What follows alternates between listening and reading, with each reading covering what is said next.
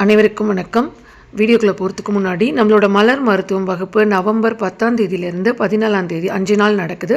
இந்த நம்பருக்கு காண்டாக்ட் பண்ணி மீதி டீட்டெயில்ஸ் எல்லாம் கேட்டுக்கோங்க. நிறைய பேர் கேட்டிருந்தீங்க, முன்னாடியே முன்பதிவு செஞ்சு உங்கள் பேரை கொடுத்துக்கோங்க. இப்போ நம்ம வீடியோக்குள்ளே போகலாம். அனைவருக்கும் அன்பு வணக்கம். நம்ம எல்லாருக்குமே தெரியும், நம்ம இந்த உலகத்தில் பஞ்சபூத சக்தியால் தான் இயங்கப்பட்டு கொண்டிருக்கிறோம் அப்படின்னு நம்ம எல்லாருக்கும் தெரியும். நம்ம உடம்புல பஞ்சபூத சக்தி இருக்கிறதுனால தான் நம்ம இன்றைக்கி உயிரோடவே இருக்கோம், நடமாடிட்டு இருக்கோம். எல்லா வேலைகளையும் இந்த பஞ்சபூதங்களின் துணை கொண்டு தான் நம்ம செஞ்சுக்கிட்டு இருக்கோம். நம்ம அண்டத்தில் உள்ளது பிண்டத்தில் இருக்கும்னு சொல்லுவாங்க. அப்படின்னா இந்த வெளியில் நமக்கு இந்த உலகத்தில் என்னென்ன இருக்கோ அதெல்லாம் நம்ம உடம்புக்குள்ளே அடக்கும் இல்லையா? ஸோ வெளியில் இருக்கிற பஞ்சபூத சக்திகளான நீர், நிலம், காற்று, நெருப்பு, ஆகாயம் எல்லாமே, வெளியில் இருக்கிற எல்லாமே நமக்குள்ளேயும் இருக்குது. ஸோ நமக்குள்ளேயும் உடம்புல நீர் இருக்குது, நமக்குள்ளேயும் உடம்புல சூடு, நெருப்பு சக்தி இருக்குது. காற்று தான் நம்ம சுவாசிக்கிறோமே, அது இல்லாமல் நம்மளால் வாழவே முடியாது இல்லையா? நிலத்தில் தான் நம்ம வாழ்ந்துட்டுருக்கோம். அப்போது நம்ம எல்லா சக்தியும் கரெக்டாக உபயோகப்படுத்துகிறோம். ஆகாய சக்தி அப்படிங்கிற ஒரு விஷயத்தை நம்ம விட்டுடுறோம் அப்படிங்கிறது தான் நம்ம கவனிக்க வேண்டிய ஒரு விஷயம். பழைய காலத்துலலாம் பார்த்திங்க அப்படின்னா ஆகாய சக்தி அப்படிங்கிறது எப்படி எடுத்துக்கிட்டாங்க, அதாவது இந்த பிரபஞ்ச ஆற்றலை எப்படி எடுத்துக்கிட்டாங்க அப்படின்னா, இரவு நேரங்களில் பார்த்தீங்கன்னா ராத்திரியில் கைத்து கட்டில் படுத்துட்டு வெட்ட வெளியில் படுத்து தூங்குவாங்க. அப்போது அந்த இரவு நேரங்களில் வானத்தை பார்த்து நிலா சோறு சாப்பிட்றது, குழந்தைகள்லாம் பார்த்திங்கன்னா நட்சத்திரங்களை பார்த்து ரொம்ப சந்தோஷமாக என்ஜாய் பண்ணியிருப்போம். நம்ம எல்லாம் குழந்தையாக இருக்கும்போதும் நம்ம காலங்கள் வரைக்கும் இதை நம்ம என்ஜாய் பண்ணியிருக்கோம். ஆனால் இன்றைக்கி இருக்கிற குழந்தைகள் இதை பண்ணுறாங்களான்னா இல்லை. நம்மளும் அவங்க கூட சேர்ந்து அவங்களோட போக்கில் நம்ம போயிட்டுருக்கறதுனால நம்மளும் இந்த ஃபோனு, டிவி, இன்ஸ்டாகிராமு, யூடியூபு, இந்த மாதிரி நியூஸு, இந்த மாதிரி பொழுதுபோக்கான இல்லை மால் போகிறது, இல்லைனா இன்றைக்கி இருக்கவே இருக்கு இல்லையா, நிறைய விஷயங்கள் நம்ம பொழுதுபோக்குக்கு பண்ணுற அத்தனை விஷயங்களும், தீம் பார்க், இந்த மாதிரி போயிட்டுருக்கோமே தவிர இயற்கை கூட ரொம்ப விலகி போயிடும். நம்ம இயற்கை வேணும்னு சொல்லிட்டு இயற்கையாக செட் பண்ணியிருக்கிற இடத்த போய் பார்க்குறோம். அதாவது சூப்பராக மரங்கள் வச்சுருக்காங்க, தோட்டம் ஒரு இடத்துல வச்சுருக்காங்கன்னு ஒரு இடத்துல ஆர்டிஃபிஷியலாக, அதாவது செயற்கையாக செட் பண்ணியிருக்கிற ஒரு இயற்கையாக இருக்குது, சூப்பராக இருக்குது, இந்த இடத்துக்கிட்ட போனால் அந்த ரெசார்ட் நல்லா இருக்குது, அந்த ரெசார்ட்குள்ளே இதெல்லாம் வச்சுருக்காங்க அப்படின்னு நினச்சி நம்ம போகிறோம். ஆனால் இருக்கவே இருக்குது நம்மக்கிட்ட, பைசா செலவு இல்லாமல் நிமிர்ந்து பார்த்தா வானத்தில் அத்தனை விஷயமும் இருக்குது, கொட்டி கிடக்கு. ஸோ நம்ம நினச்சது நடக்கணும், ஒரு விஷயம் நடக்கணும் அப்படின்னா நமக்கு நிறைய மனசில் பலம் வேணும், மனசில் நிறைய சக்தி வேணும்.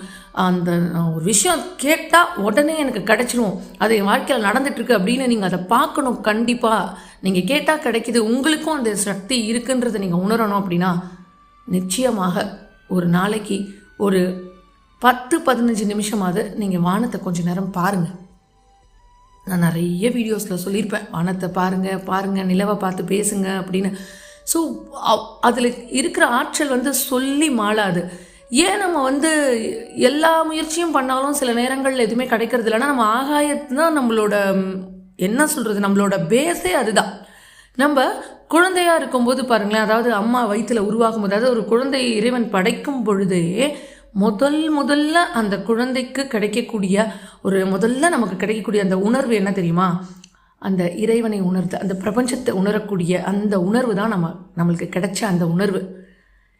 நம்ம எல்லாரும் இன்றைக்கி நிறைய சம்பாதிக்கிறோம், ஓடுறோம், என்னென்னமோ வீடு வாங்குகிறோம், பிடிச்சதை செய்கிறோம், பொருளை வாங்குகிறோம், பிடிச்சவங்களோட பேசுகிறோம், பழகிறோம், எல்லா ஃப்ரெண்ட்ஸ் சர்க்கிள் அப்படி இப்படின்னு நிறைய இருக்குது. ஆனாலும் எல்லாருக்கும் வாழ்க்கையில் ஏதோ ஒரு விஷயத்தை நம்ம மிஸ் பண்ணுறோம் தோணிக்கிட்டே இருக்கோம்ல.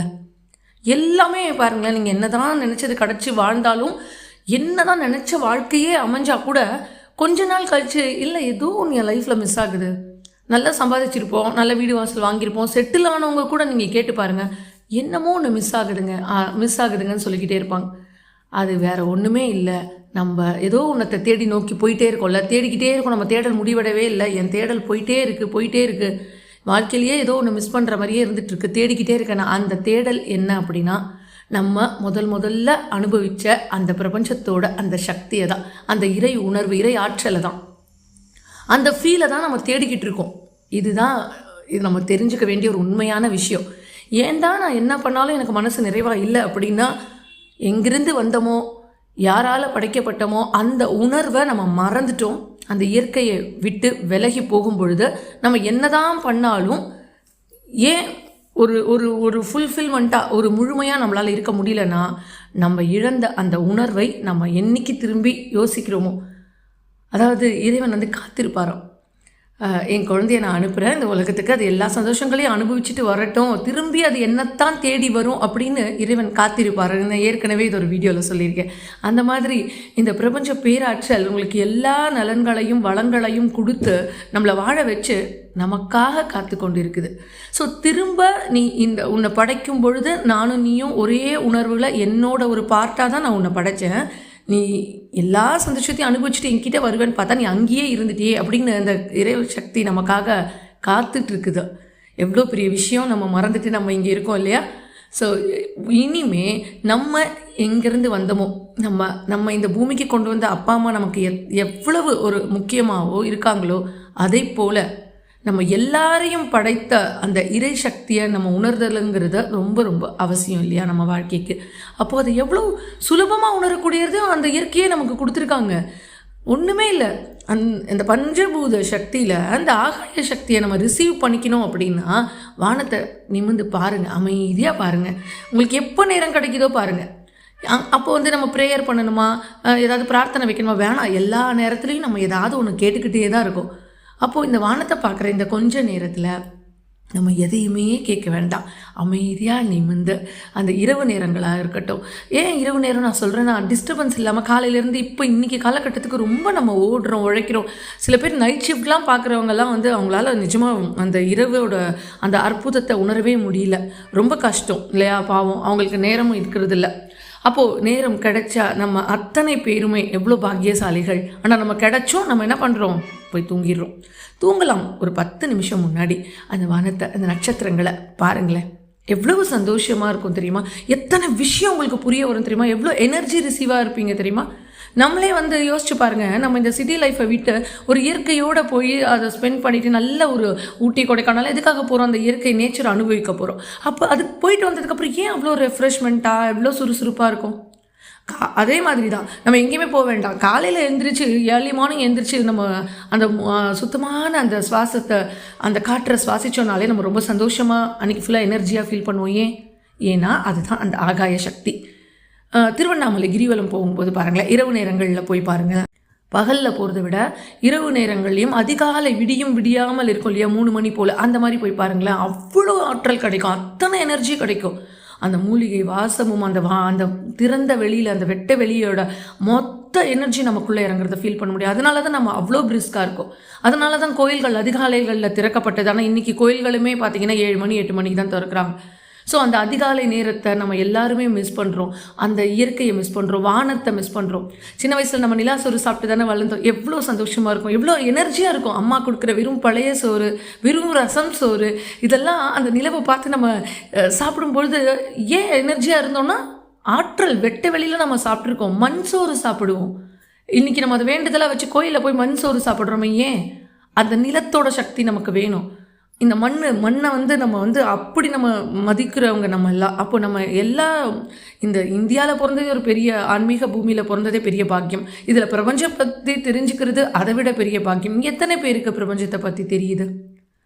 ஏன் அந்த பிரபஞ்சம் சில பேரை பாருங்கள், உங்களுக்கு இப்போ இந்த வீடியோ பார்க்குற அத்தனை பேருக்குமே பிரபஞ்சத்தை பற்றி உணர முடிஞ்சிருக்கு. அதனால தான் அந்த பிரபஞ்சம், இந்த இறைசக்தி நம்மளை தேர்ந்தெடுத்து இதை பார்க்க வச்சிருக்கு. அப்போது நம்ம செய்யக்கூடிய ஒரே ஒரு நன்றி கடன், எதை மறந்தமோ அதே உணர்வை திரும்ப பெறணும். இந்த உணர்வை நீங்கள் அடைஞ்சிட்டீங்க அப்படின்னா நீங்கள் உங்கள் வாழ்க்கையில் இனிமேல் எதையுமே தேடவே மாட்டீங்க, எதை நோக்கி ஓடவே மாட்டீங்க. யாரும் நமக்கு கூட இருக்கணும் இல்லை. நிறைய பேர் சொல்கிறீங்களே என் கூட யாருமே இல்லை, நான் தனிமையில் இருக்கேன். அந்த தனிமையே உங்களுக்கு இருக்காது. நீங்கள் இதை செஞ்சு பார்த்தா மட்டும்தான் உணர முடியும். அந்த ஆகாய சக்தியோட ஆற்றலை எடுத்துக்கிட்டீங்க அப்படின்னா மனசில் பலம் அதிகமாகும். சின்ன சின்ன விஷயத்துக்கெல்லாம் அழமாட்டோம், சோர்ந்து போக மாட்டோம். எத்தனை துன்பங்கள் வந்தாலும் அதுலேருந்து மீண்டு வருவீங்க. இதை நான் என்னோட அனுபவத்தில் தான் சொல்கிறேன். என்னோட ஒவ்வொரு வீடியோவும் நான் யாரோ சொன்னதை கேட்டெல்லாம் நான் போடவே மாட்டேன். இன்னொருத்தவங்க சொல்லிட்டாங்க அதுக்காக நம்ம வந்து அதை அப்படியே இன்னும் நம்ம போட்டுடலாம், வியூஸ் வரணும், அதெல்லாம் இல்லை. நான் அதை அனுபவித்து உணர்ந்த விஷயத்த மட்டும்தான் என் சேனலில் இருக்கும். நீங்கள் வேணால் என்னோடய எல்லா வீடியோஸுமே போய் பார்க்கலாம். எனக்கு கூட நீங்கள் எல்லோரும் ட்ராவல் பண்ணுறீங்க, உங்கள் எல்லாருக்கும் என்னை பற்றி தெரியும்னு இருக்கும். ஸோ அதனால் இதையும் நீங்கள் ஃபாலோ பண்ணி பாருங்கள். அற்புதமான அந்த சக்தியை நீங்கள் அடைவீங்க. அதுக்கப்புறம் நீங்கள் என்ன கேட்டாலும் எது கேட்டாலும் அதே சமயத்தில் எதை சரியாக கேட்கணும் அப்படிங்கிறதும் உங்களுக்கு புரிஞ்சிடும். நீங்கள் கேட்டதெல்லாம் உங்களுக்கு கிடைச்சி நீங்கள் சந்தோஷமாக இந்த பஞ்சபூத ஆற்றலை பெற்று இந்த ஆகாய சக்தியை நம்ம அந்த இறைவனை உணரக்கூடிய அந்த ஆற்றலை எல்லாரும் அடையணும் அப்படின்னு நானும் ப்ரேயர் பண்ணிக்கிறேன். மீண்டும் ஒரு நல்ல பதிவில் உங்களை சந்திக்கும் வரை நன்றி.